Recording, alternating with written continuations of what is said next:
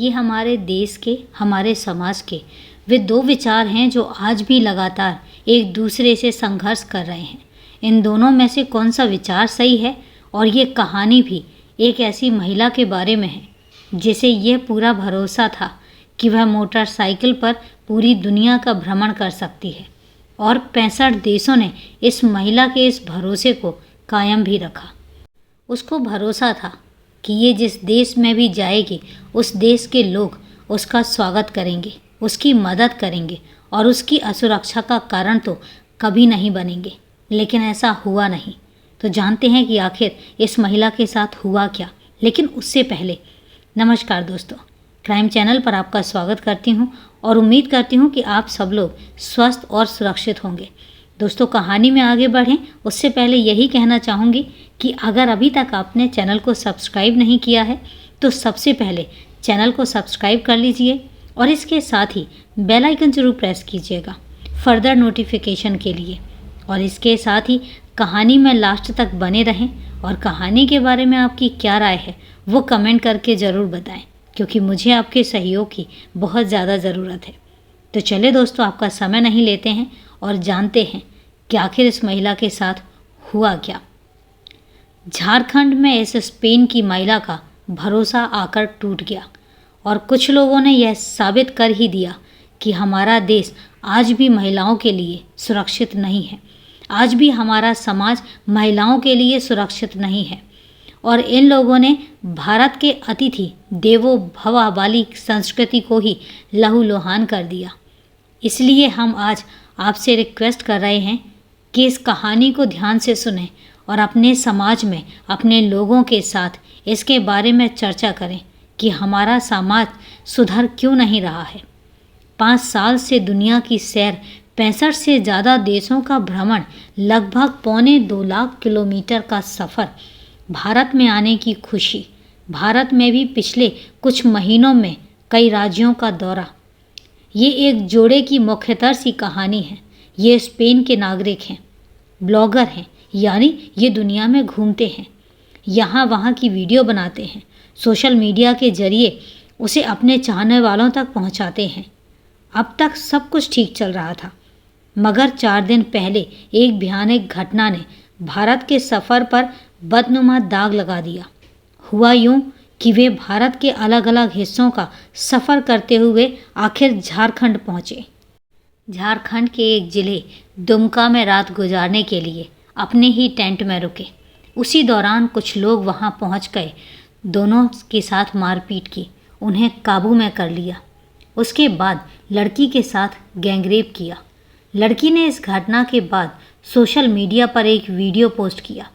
उसमें वो ये जो बताती है, उसे पता चलता है कि हमलावरों का मकसद लूटपाट करना नहीं बल्कि बलात्कार करना था। बकौल लड़की उनके साथ 7 लोगों ने बलात्कार किया। उनके और उनके साथी ने हिम्मत के साथ जो बयान दिया है वह रोंगटे खड़े कर देने वाला है। पीड़ित जोड़े ने सोशल मीडिया पर आरोपियों की तस्वीर पोस्ट की और जनता से अपील की है कि उन्हें ढूंढने में पुलिस की मदद करे। लड़की ने लिखा, मुद्दा ये है कि बलात्कार या डकैती आपके साथ, आपके भाई के साथ, आपकी माँ के साथ, आपकी बेटी के साथ, किसी के साथ भी हो सकती है। दुनिया का कोई भी देश इससे अछूता नहीं है।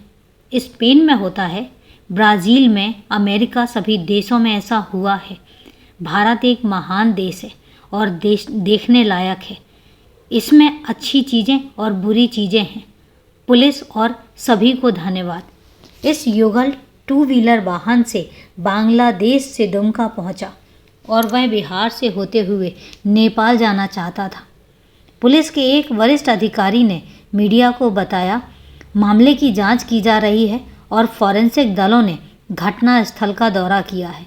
इस घटना के संबंध में 3 लोगों को गिरफ्तार भी किया गया है और बाकी आरोपियों को पकड़ने के लिए एक तलाश अभियान शुरू किया गया है। उन्होंने कहा, एक SIT का गठन भी किया जाएगा और सभी आवश्यक कानूनी कार्यवाही भी की जाएगी। एक महिला, वह भी विदेशी, अगर अपने पुरुष साथी के साथ मोटरसाइकिल पर घूम रही है तो हमारे समाज के बड़े तबके को यही बात खटकने लगती है। विदेशी लड़कियों को समाज का मर्दाना तबका कैसे घूमता है, यह किसी से छुपा नहीं है। ऐसा नहीं है कि सारे भारत में और भारत के सभी मर्द ऐसे ही देखते हैं या सोचते हैं।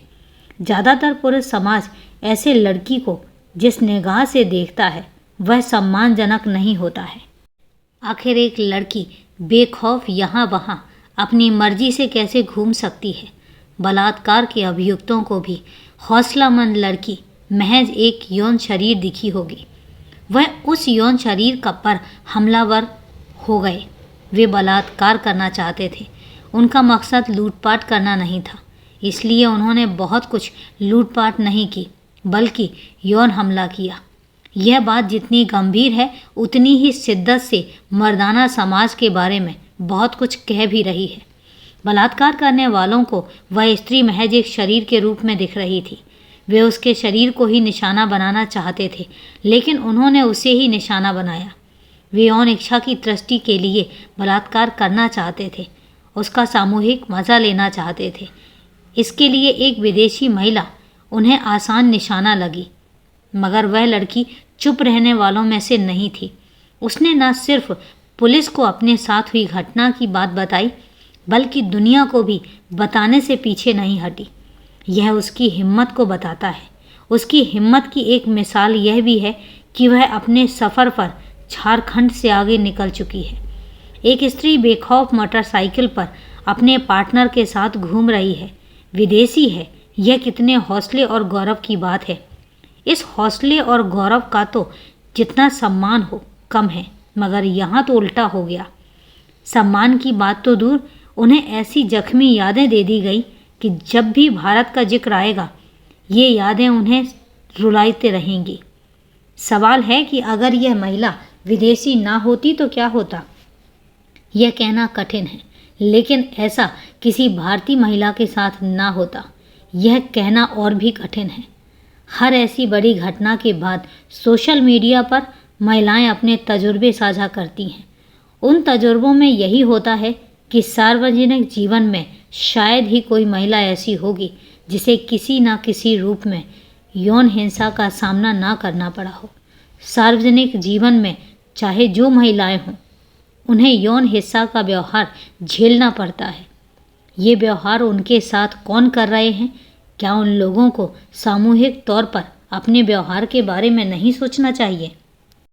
पुलिस कार्यवाही भी कर रही है, अभियुक्त भी पकड़े जा रहे हैं, मगर इस घटना ने जो दाग दिया है उसका असर काफ़ी दिनों तक रहेगा। यह घटना चूँकि विदेशी महिला के साथ हुई है, इसलिए इसकी गूंज भी व्यापक है। आमतौर पर माना जाता है कि झारखंड जैसे आदिवासी समाज में स्त्रियों के साथ इस तरह की यौन हिंसा नहीं होती होगी या काफ़ी कम होती होगी।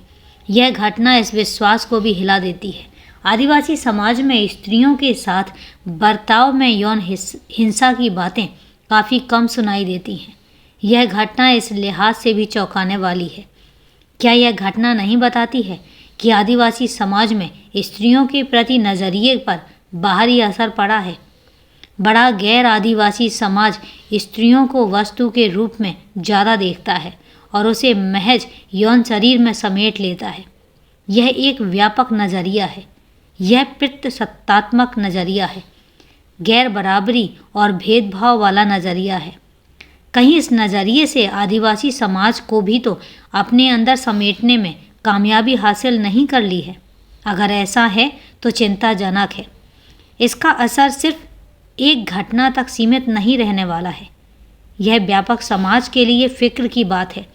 ऐसे समाज में जहाँ स्त्रियों के प्रति हिंसक नज़रिया कमज़ोर हो या सार्वजनिक तौर पर यौन हिंसा जीवन का हिस्सा ना हो, वहाँ ऐसी घटना तो गंभीर चिंता का विषय होनी चाहिए।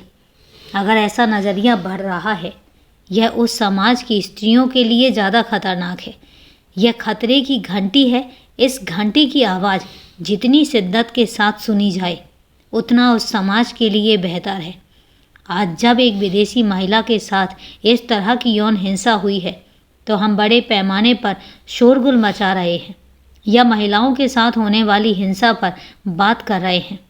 हर ऐसी घटना मर्दाना व्यवहार के बारे में बात करने के लिए मजबूर करती है।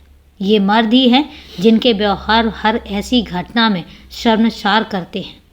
ऐसा नहीं है कि ऐसी कोई घटना महज किसी विदेशी महिला पर हो असर डालेगी, लेकिन इसका असर आसपास की महिलाओं पर नहीं पड़ेगा। अगर पुरुषों के एक तबके ने स्त्रियों के प्रति नज़रिए में ऐसा बदलाव पैदा कर लिया है जहां स्त्री उनकी सेवा के लिए महज एक शरीर है, तो यह नज़रिया समाज की सभी स्त्रियों पर बुरा असर डालेगा। हिंसा का सिरा किसी विदेशी महिला तक ही नहीं रुका रहेगा। हिंसा अपनी शिकार अपने ही लोगों के बीच तलाशेगी, अपने ही लोगों को निशाना भी बनाएगी। सबसे अहम बात यही है कि मर्द दबंग हिंसक सोच वाला मर्दाना ना बने। इसकी कोशिश है पहल जितनी जल्दी की जाए उतनी ज़रूरी है, वरना ऐसा समाज जिसके बारे में कहा जाता हो कि यहाँ स्त्रियाँ बेहतर हैं, वहाँ की लड़कियों और स्त्रियों को इसका खामियाजा भुगतना पड़ेगा। तो दोस्तों, ये थी एक दर्दनाक स्टोरी जिसमें एक स्पेनिश महिला को असुरक्षा की भावना खुद भारत जैसे देश में मिली। तो दोस्तों, कहानी को लास्ट तक सुनने के लिए आपका तहे दिल से धन्यवाद। कहानी के बारे में आपकी क्या राय है कमेंट करके ज़रूर बताएं। तो आज के लिए इतना ही। मिलते हैं फिर कल एक नई सच्ची घटना के साथ, नई सच्ची कहानी के साथ। तब तक के लिए सेफ रहें, सुरक्षित रहें और अपना ख्याल रखें। जय हिंद दोस्तों, जय भारत।